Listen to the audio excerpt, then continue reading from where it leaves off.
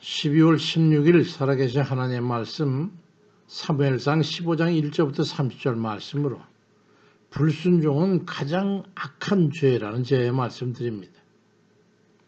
하나님께서 가장 극악한 죄로 규정하는 죄가 있습니다. 그건 바로 불순종의 죄입니다. 마귀가 첫 번째 불순종의 죄인이고 아담과 하와가 불순종의 죄인이죠.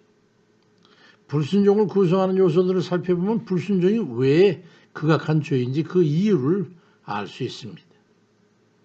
불순종에는 욕심과 불평불만 심리가 포함되어 있고 대적함과 교만함이 잠재되어 있고 시기와 질투와 미움과 저주 심리가 내재되어 있는 아주 악한 마음으로도 추연되는 그런 복합적인 행위가 불순종입니다. 하나님을 멸시하는 거예요. 무시하는 거예요. 부인하는 거예요. 그게 무서운 죄죠. 이스라엘 초대 왕인 사울의 기록을 보면 너무나 안타까운 마음을 금할 수가 없습니다. 사울이 왕이 되고 나서 첫 번째 하나님의 명령이 사무엘 선지자를 통해서 사울에게 전해졌습니다. 사무엘상 15장 1절로 3절에 보니까 사무엘이 사울에게 이르되 여호와의 말씀을 들으십시오. 만군의 여호와께서 말씀하시는데 아말렉이 이스라엘이 애굽에서 나와 가나안으로 갈 때에 그 길에서 대적한 일을 하나님께서 그들을 벌하기를 원하시니 아말렉을 쳐서 그들의 모든 소유를 남기지 말고 진멸하되 남녀노소와 젖먹는 아여 우양과 낙타의 나귀까지 다 죽이라고 말씀을 전합니다. 사울이 왕이 되고 나서 첫 번째 받은 사명입니다. 그래서 사울은 이스라엘 백성 중에서 군사를 일으켜가지고 22만 명 정도를 아말렉을 치게 됩니다. 근데 사무엘상 15장 7절에 보니까 사울이 아말렉 사람을 치고 아말렉 사람의 왕 아각을 사로잡고 칼날로 그의 모든 백성을 진멸하되 사울과 백성이 아각과 그의 양과 소의 가장 좋은 것 또는 기름진 것과 어린 양과 모든 좋은 것을 남기고 진멸하기를 즐겨 아니하고 가치 없는 하찮은 것들만 진멸했다고 하는 그런 말씀이 기록되어 있습니다. 적당히 석고탕을 만든 거예요.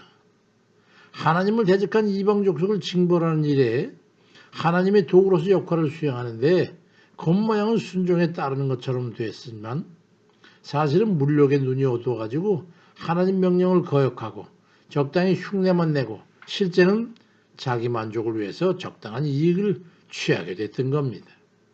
하나님을 무시한 거죠. 다른 족속들이 볼 때는 하나님의 성전을 갖다가 도적에 가까운 갈치 형태로 하락시킨 거예요. 하나님의 명령이라는 그 명분이 뚜렷한 전쟁이었음에도 불구하고 하나님이라는 이름을 걸고 도적질을 한 것과 같은 그런 저급한 행위로 이어지게 됨으로 해가지고 하나님의 영광을 짓밟은 거예요. 탐욕으로 인해서 하나님 뜻에 사람의 뜻을 섞는 하나님을 멸시하는 교만에 이르렀던 겁니다. 하나님의 뜻을 거역하고 탐욕적인 사람의 뜻을 관찰한 겁니다. 아담과 하와가 하나님 앞에 저지른 불순종의 죄를 재생산한 것이죠. 불순종의 죄는 반드시 돌이킬 수 없는 질책이 따르게 됩니다. 불순종의 죄의 결과는 이미 저질러진 것이기 때문에 뉘우침과 돌이킴으로서는 되돌릴 수가 없기 때문에 반드시 그에 대한 책임을 져야 합니다. 사무엘상 15장 11절에 보니까 내가 사울을 왕으로 세운 것을 후회하노니 그가 돌이켜서 나를 따르지 아니하며 내 명령을 행하지 아니하였음이니라 하나님께서 말씀합니다.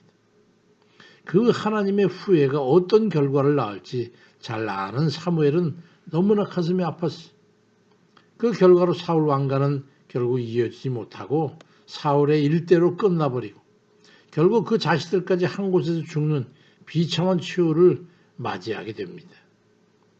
만약에 사울이 즉시 잘못을 깨닫고 돌이켜 하나님의 본래 명령대로 직무를 철저하게 수행해서 아말렉을 멸절시키고 하나님 뜻에 대적하는 자들이 받는 율에 의해 가지고 공적 임무를 철저하게 처리했다면 그의 왕가는 계속되었을 것임에도 그는 끝까지 변명과 궤변으로 일관하고 합리화시켜서 하나님의 영광보다는 자신의 이기적인 욕심과 교만과 완고한 마음으로 인해서 하나님 뜻에 거역함으로써 결국 버림을 받게 됐던 겁니다. 열 중에 한 가지라도 사람의 뜻을 섞어서 혼합하고자 할 때 그건 순종이 아닌 것을 알아야 합니다. 아니, 10가지 중에 9가지를 다 했는데요. 하나님 앞에는 철저한 순종이 요구된다는 것을 깨달아야 합니다. 가나안 땅을 12명의 염탐꾼이 염탐하고 와서 보고할 때도 다른 10명의 염탐꾼들은 모두 버림을 당하고 신명기 1장 36절에 보니까 오직 여분네 아들 갈렙은 온전히 여호와께 순종함으로써 그가 밟은 땅을 내가 그와 그의 자손에게 주리라고 말씀하고 있고 그와 같이 더불어서 여호수아도 그 민족의 지도자가 됐던 거죠. 솔로몬을 축복하실 때에도 열왕기상 9장 4절에 보니까 네가 만일 네 아버지 다윗이 행한 같이 내가 내게 명령한 대로 온갖 일에 순종하여 내 법도와 율례를 지키면 네 아버지 다윗에게 말한 대로 이스라엘의 왕위를 영원히 경고하게 하리라고 말씀합니다. 순종은 다른 어떤 믿음의 행위보다 하나님을 기쁘시게 하고 만족시키는 것임을 알고 따라야 합니다. 순종에는 여러 가지 의미가 담겨 있잖아요. 불순종에 반대되는 것들 말이죠. 순종은 전적인 사랑의 표현이에요. 사랑하는 사람의 원함과 요구에 크게 부응해서 따라주는 것. 그게 순종이잖아요. 순종은 그때 동의하고 따르는 마음이 있을 때 극진히 행하는 아주 선한 의도거든요. 우러나지 않고는 순종할 수가 없어요. 그렇기 때문에 하나님을 기쁘시게 하는 겁니다. 순종은 하나님 뜻에 완전히 부응하는 것으로서 하나님께 영광을 돌리는 겁니다. 하나님의 전지전능하심에 따르는 불완전한 존재로서의 겸손한 자세이기 때문에 하나님 기뻐하시는 거예요. 순종은 하나님의 선하신 뜻을 수용해서 전력을 다하여 실행하는 겁니다. 그러니 맑은 물에 먹물 한 방울이라도 섞으면 전체 물이 흐려진 같이 사람의 어리석은 생각과 주장이나 이런 욕심이나 이런 마음들을 섞어서 그렇게 그 마음대로 싶은 대로 할지라도 온전히 순종해서 행하는 우리가 돼가지고 하나님의 복을 받는 이들이 돼야 합니다. 100 중에 하나도 섞이면 그건 불순종이에요. 사람은 본래 순종하는 자의 종이 되는 거 아닙니까? 그러니 주의 순종하면 주의 종이고 하나님의 순종하면 하나님의 종이 되는 거예요. 그러니 주를 사랑한다면 주의 뜻에 순종해가지고 주의 종으로서 겸손한 자세를 갖추고 온전히 순종하는 이들 되어야 합니다. 마음으로부터 순종하지 않으면서 하나님께 그 어떤 은혜와 긍휼을 얻겠다고 할 수 있겠습니까? 하나님 앞에 온전한 순종으로 하나님 말씀에 그저 따라 전적으로 따라 행하는 그런 일이 돼가지고 하나님의 예비하신 은혜와 복을 받아 누리는 정말 복된 이들 되시기를 주의 이름으로 축원드립니다. 아멘입니다.